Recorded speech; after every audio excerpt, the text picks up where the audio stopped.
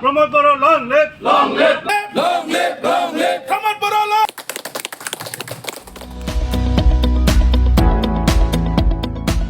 Gossaigaon UPPL दोलोनि जयनिं हाबाफारि लकसभा बिसायख'थिया खाथियाव सफैनाय लोगो लोगोनो मोनसे दोलोनिफ्राय गुबुन मोनसे दोलोआव जयनिं जानाय हाबाफारिफोरा सोलिगासिनो दं।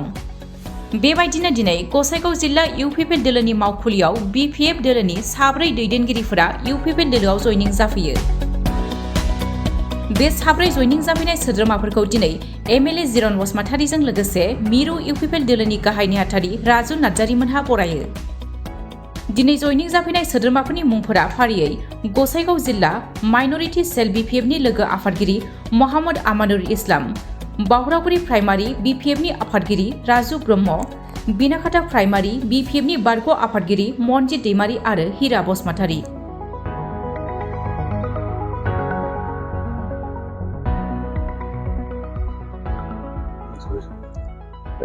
दिनैनि तारिखाव 4ल' नङा, जोंनि बड'लेण्ड ओनसोलावहाय इउपिपिएलनि नीति आदर्शखौ मोजां मोननानै बिपिएफल' नङा गुबुन गुबुन हान्जानि दैदेनगिरिफोर मावथिफोर बिथांमोना जयेन जागासिनो दङ।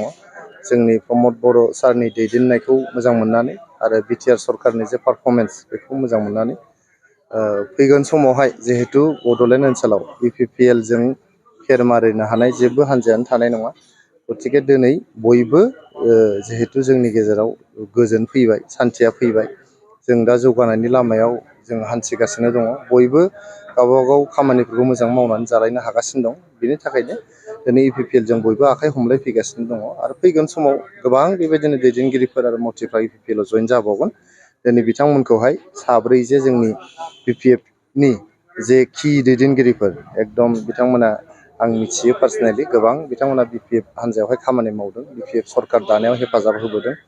नाथाय बेनि बिनिमयआव बिथांमोना जेबो मोनबोआखै, खस्थ'ल' मोनबोदों। दिनै गासिबो बिथांमोना बिपिएफनि गोखा गोखैखौ बावजोबनानै मोनसे कनस्ट्राक्टिभ लामाजों दावखोलांनो होननानै इउपिपिएलआव जयेन जाबाय। बिनि थाखायनो आङो हानजानि गाहाय नेहाथारि जानानै बिथांमोनखौ गोसो गोरबोजों बरायनानै लाबाय आरो इयुनाव जों ज'यैहाय समाजखौ सेबा खालामलांनो, समाजनि मोजां हाबा मावलांनो थाखाय दिनै जोङो रादाय खालायबाय। दा लकसभायावहाय बावहाय खुनु फेक्टरनि बाथ्रा गैया, जिहेतु मोननैबो बिटिआरनि समस्तियाव एनडिए एलायन्स हिसाबै गेलेगोन। दरं उदालगुरियावबो एनडिए गेलेगोन, क'क्राझारावबो एनडिए गेलेगोन। एनडिएनि मोखाङावहाय जेबो बेबायदि चेलेन्ज गैया। जोंनि मानगोनां भारतनि जे गाहाय मन्त्रि बिथां नरेन्द्र मदि बिथांखौ फिन खनसेबाव जोंनि इण्डियानि प्राइम मिनिस्टार खालामनायनिसो मोनसे प्रिपेरेसन बेयाव सोलिगासिनो दङ।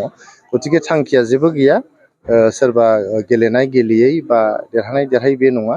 जोंनि अनारेबल प्राइम मिनिस्टार नरेन्द्र मदि बिथाङा जे इण्डियानि फिन खनसेबाव प्राइम मिनिस्टार जानांगौ बियो माने रोखा जाखाबाय।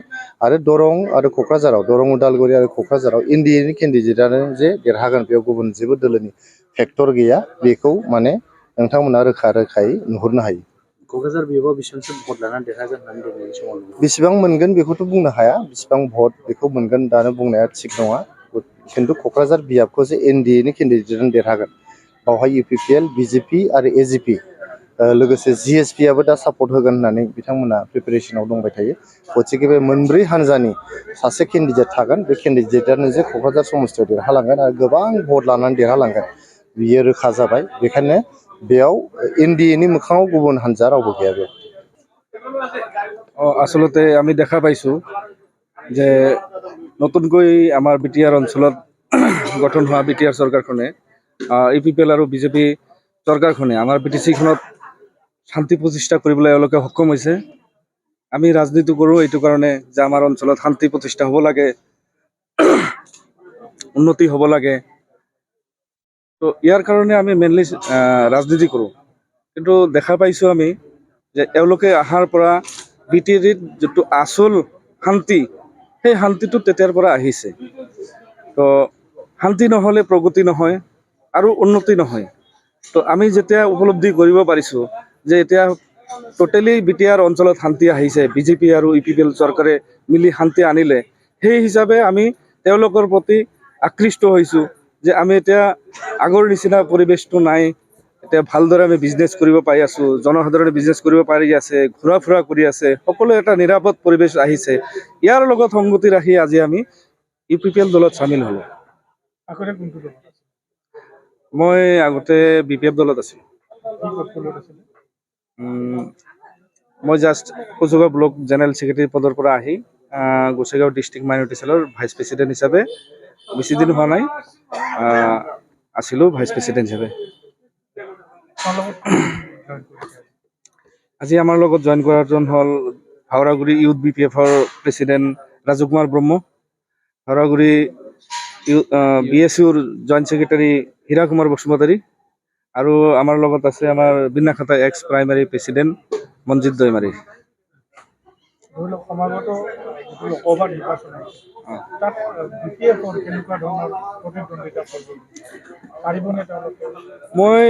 মই কাম কৰি থকা সময়ত BPFৰ যিমানখিনি গম পাওঁ, আজিৰ দিনত BPF দলৰ ভিতৰত মই বেলেগ ডিষ্ট্ৰিক্টৰ কথা ক'ব নাযাওঁ। আমাৰ কোচুগাঁও ব্লক আজি দলটো আমাৰ মানে লিডাৰশ্বিপৰ মাজত ভাগাভাগি হৈছে। এজন লিডাৰে আনজনক দেখিব নোৱাৰে, লিডাৰৰ মাজত বৈষম্য নীতি আছে, ৱাৰ্কাৰৰ মাজত এনেকুৱা এটা পৰিৱেশ হৈ আছে, চিণ্ডিকেটৰ নিচিনা হৈ আছে। মানে কিছুমান লিডাৰে কিছুমান ৱাৰ্কাৰক দেখিব নিবিচাৰে বা নেদেখে। গোসাইগাঁও আমাৰ জিলা BPFৰ ফালৰ পৰা তেনেকুৱাই মানে বৈষম্য বুলি ক'ব পাৰি। আৰু লিডাৰৰ মাজত ভাগাভাগি থকাৰ কাৰণে এতিয়া ৱাৰ্কাৰ সাধাৰণ কৰ্মীৰ মাজত অলপ বিভাজিত হৈছে।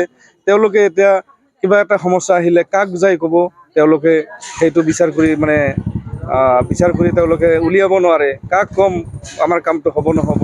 তো এইটো এটা এনেকুৱা পৰিৱেশ সৃষ্টি হৈছে, যাৰ কাৰণে বিগত দিনতো আমাৰ কোচুগাঁও ব্লকত আমাৰ প্ৰাক্তন BTCC ভাগ্ৰামা মহিলাৰী নিজে ষ্টেণ্ড দিয়াৰ পিছতো এওঁলোকৰ কৰ্মৰাজিৰ কাৰণে BTCC হাৰি গৈছে।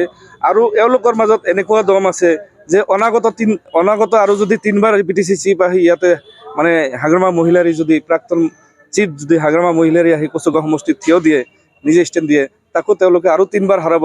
এইখিনি ক্ষমতা তেওঁলোকৰ মাজত আছে, এইখিনি মই ভালদৰে গম পাওঁ।